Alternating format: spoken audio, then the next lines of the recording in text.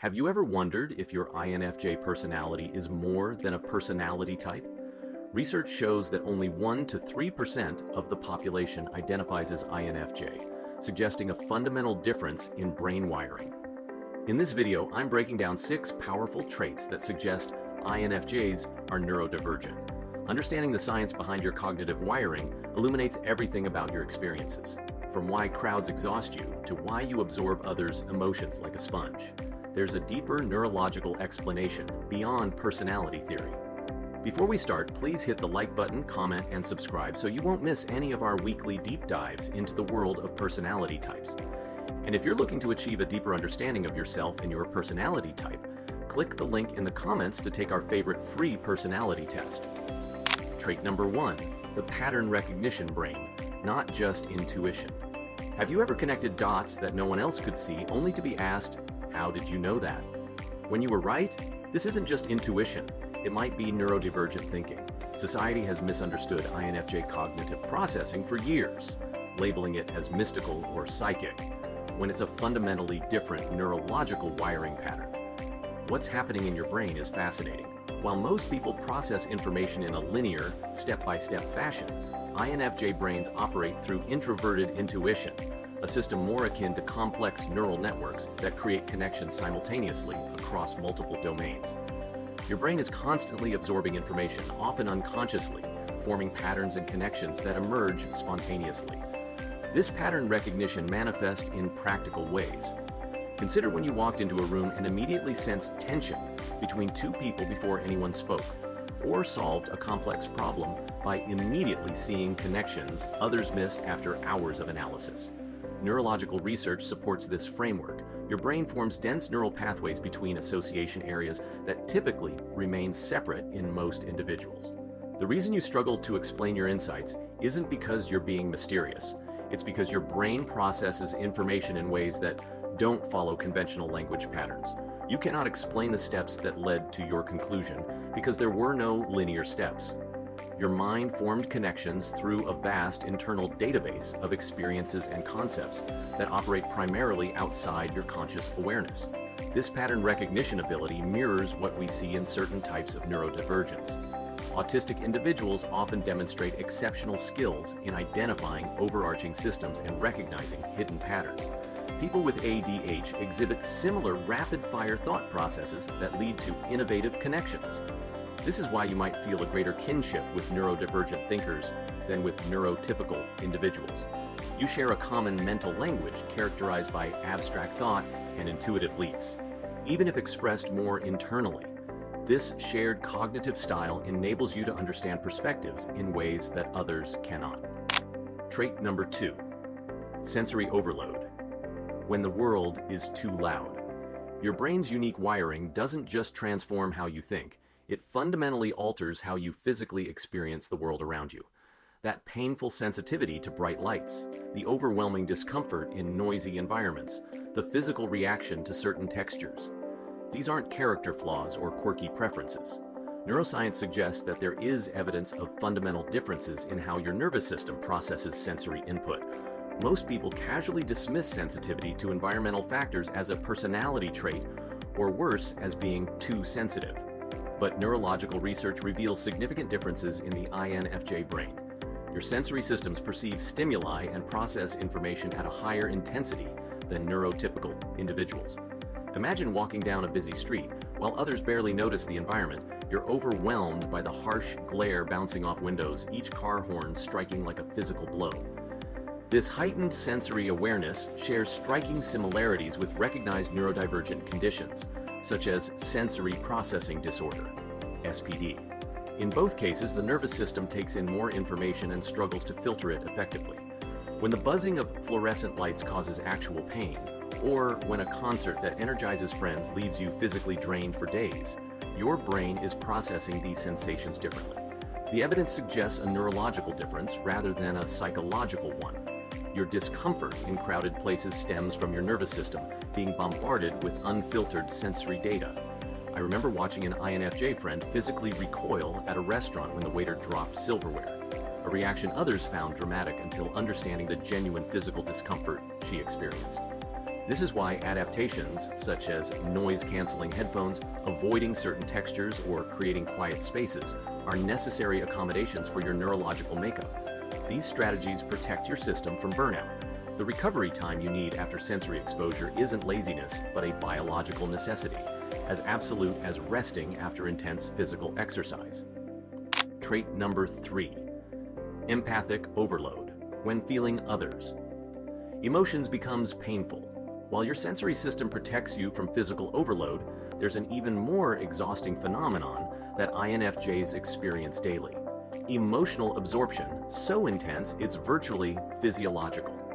This isn't just being too sensitive, it's a fundamental difference in neurological functioning that places INFJs firmly in neurodivergent territory. Society consistently misunderstands what's happening in the INFJ experience. INFJs with hyperactive mirror neurons physically experience others' emotional states. Unlike most people who simply intellectually understand emotions, these specialized brain cells recreate the neural pattern of emotions within your brain. Imagine standing unprotected in someone else's emotional storm, feeling every raindrop of their sadness, joy, or anxiety soaking through to your core, even when you never intended to get wet. The science reveals that your brain doesn't process emotional information symbolically. It simulates others' emotions within your nervous system. This explains why you might internalize a friend's distress so completely that it disrupts your sleep, even when they haven't explicitly expressed their feelings. Your brain captures subtle emotional cues that most people filter out automatically. This extreme empathic absorption directly mirrors traits observed in other neurodivergent conditions. Contrary to outdated stereotypes about autism, many autistic individuals experience empathy so intensely that it becomes overwhelming, similar to the INFJ experience. For both groups, this represents a neurological difference in emotional processing rather than a chosen sensitivity. The physical symptoms following emotional exposure, exhaustion, anxiety, even physical pain, arise from your nervous system processing an overwhelming amount of emotional data that neurotypical brains automatically filter out. When 74% of the population can interact socially without this level of emotional absorption, the world isn't designed to accommodate your different neurological needs. This neurological difference explains why social interactions that energize others often leave you feeling drained and overwhelmed. Trait number 4, solitude as survival, the neurological need for alone time. After those emotional storms we explored, your neurodivergent INFJ brain needs something critical that our society often misinterprets: profound solitude. This isn't just a matter of preference or introversion. It's a fundamental neurological requirement that many INFJ brains share with recognized neurodivergent conditions. When neurotypical people finish socializing, they often feel energized or neutral. But your brain? It's experiencing the neurological equivalent of running a cognitive marathon. Research reveals that during social interactions, your INFJ brain actively performs multiple complex operations simultaneously. You hear words while interpreting verbal nuances, decoding facial expressions, filtering background noise, maintaining appropriate responses, and processing an overwhelming flood of emotional information, all without the natural filtering mechanisms that most brains employ automatically. Picture your mind as a sensitive instrument that needs to retreat to a safe cocoon after exposure to the world's overwhelming stimuli. Consider that afternoon coffee meetup that seemed pleasant enough, yet left you needing hours alone afterward, while your extroverted friend bounced directly to their next social engagement. This intense neural activity creates a significantly higher cognitive load for INFJs than for the average person. Your brain depletes its resources during these interactions, creating a physiological need for recovery that mirrors what we see in many autistic individuals. Your genuine appreciation for meaningful connections coexists with your nervous system's need for periods of low stimulation to restore normal functioning. The guilt many INFJs feel about their need for solitude stems from fundamental misunderstandings about what's happening neurologically. Society labels this need as antisocial or selfish, when in reality it's as essential to your brain's functioning as sleep is to your body. Without adequate alone time, your system cannot properly filter, process, and integrate the massive amounts of information it has absorbed. This explains why attempts to push through social fatigue often result in irritability, decreased cognitive function, or even physical symptoms such as headaches or nausea. These aren't character flaws or weaknesses, they're your brain's distress signals indicating that a critical neurological need isn't being met. Trait number 5, creative chaos, the non-linear INFJ mind. That same brain that craves solitude operates in fascinating spirals and webs rather than straight lines. If you've ever tried explaining your thought process only to receive blank stares, what you're experiencing isn't quirky thinking. It's a cognitive pattern that appears repeatedly in neurodivergent minds. Traditional educational and professional environments prize linear, sequential processing. Step 1 leads logically to step 2, and deviation is discouraged. But your INFJ mind naturally creates constellation-like patterns, jumping between seemingly unrelated ideas to form innovative connections. This is your brain's natural architecture mirroring what researchers observe in various neurodivergent conditions. Your creative process resembles an abstract painting, seemingly chaotic brush strokes that ultimately reveal profound meaning. You begin with one thought, shift to another that appears unrelated, and then connect them to create something innovative. As research confirms, their creative process looks messy on the outside, but it works. This describes how your brain approaches everyday problem solving. What powers this approach is your exceptional pattern recognition. Where others see random data points, you perceive meaningful relationships. Studies note that INFJs see connections everywhere, enabling them to anticipate outcomes and understand complex situations with remarkable clarity. Your brain functions as a vibrant tapestry, constantly processing information and working in the background, with solutions often emerging fully formed after unconscious processing.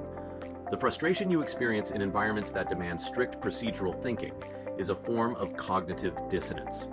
Your brain naturally bypasses conventional steps to reach insights, making structured environments feel like trying to fit a square peg in a round hole.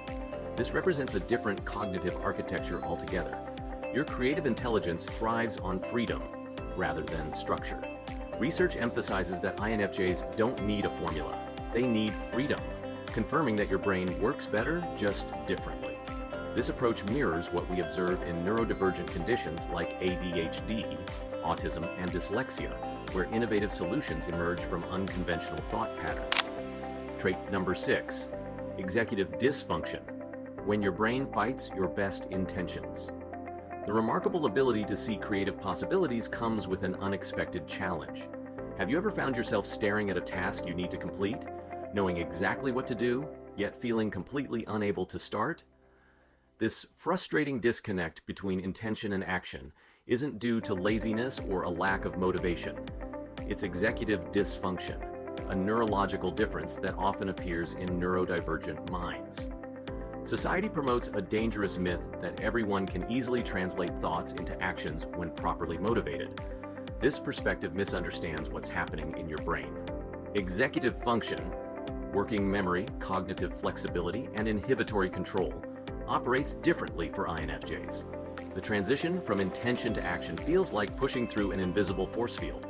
Task initiation difficulties signal executive dysfunction. Your brain's command center fails to activate the neural pathways necessary to initiate the process, despite understanding what needs to be done.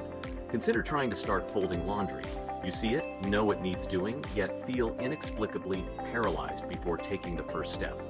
For INFJs, this challenge often accompanies their tendency towards perfectionism. Your brain resists starting unless conditions are ideal, creating a mental tug-of-war between high standards and reality. You might rewrite emails multiple times or agonize over decisions.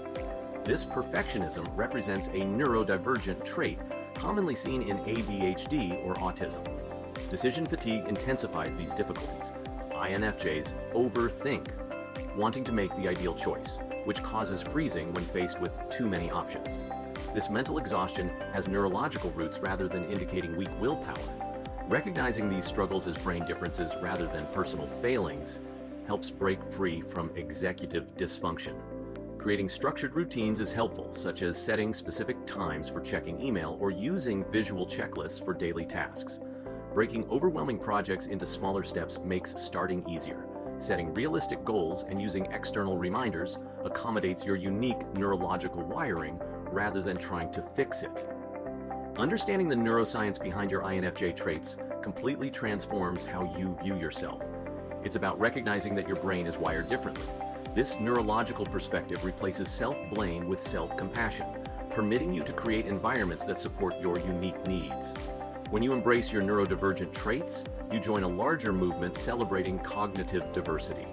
This creates personal validation and advocates for a world that recognizes different neural pathways as valuable variations rather than deficits. The power lies in knowing your differences aren't weaknesses, they're simply different ways of experiencing the world. Share your experiences in the comments below. If you want to continue the journey to understanding yourself or an INFJ in your life, click either of the following videos, where we continue to unlock the secrets of the INFJ personality type.